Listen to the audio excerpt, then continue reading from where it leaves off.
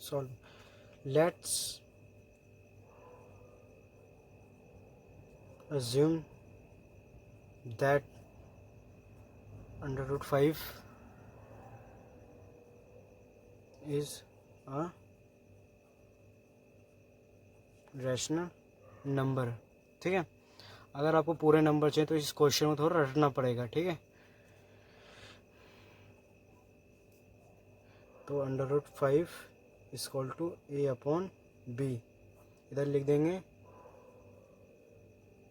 When ever A and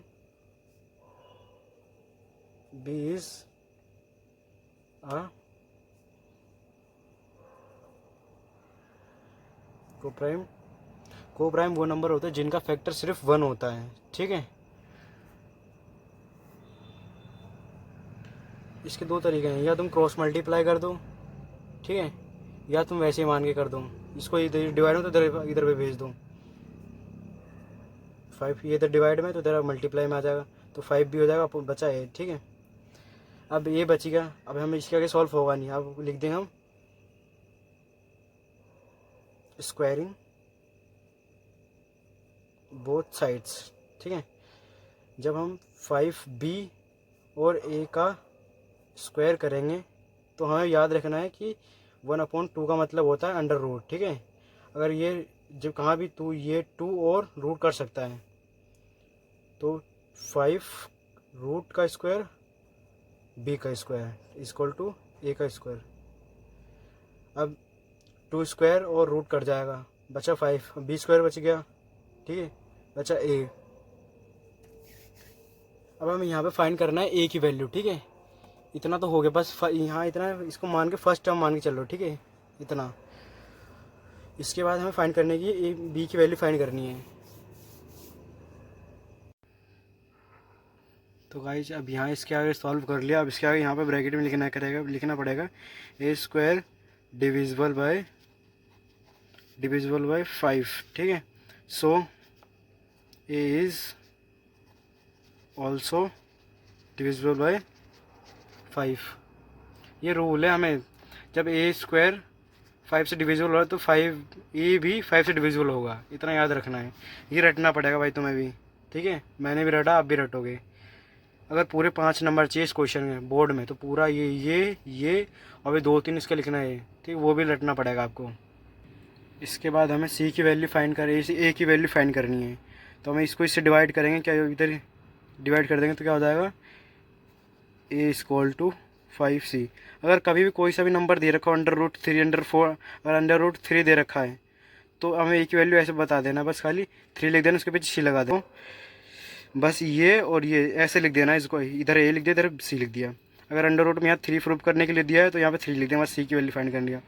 अब यहाँ लिख देंगे put the value A in equation 1। ठीक है, अब इक्वेशन 1 ये थी, मान लिया था इसको, तो 5b square equal to A square. अब हमें ए की वैल्यू पुट करनी है, 5b स्क्वायर, ए की वैल्यू क्या आई है 5c का स्क्वायर। अब इसको इससे ऐसे कर देंगे, सेम रह जाएगा, इसका स्क्वायर 25c स्क्वायर हो जाएगा, 5 से कट जाएगा 5 बार में। ठीक है, अब यहाँ बच जाएगा b square equal to 5c square. बस अब यहाँ भी वही लिखना है जो यहाँ लिखा था ना, वही लिखना है, b स्क्वायर इज डिविजिबल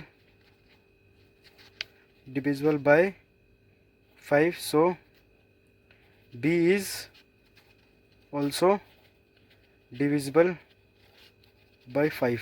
अब ये लिख दिया, इसके बाद लिखना है भाई ये और ये तुम्हें रटना पड़ेगा, ये और ये समझ जाओगे तुम, बाकी जो इसके नीचे अभी लिखने जा रहा हूँ वो तुम्हें रटना पड़ेगा 100%।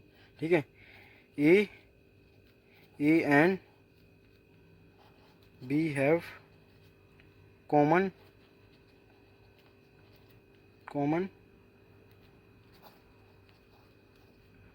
फैक्टर 5। ठीक है, ए और बी का कॉमन फैक्टर 5 है, हमें पर लिख दिया, but A and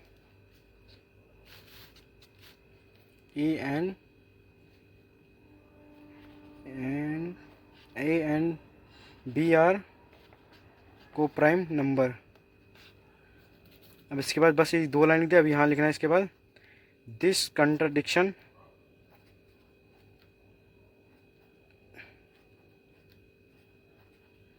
contradiction arise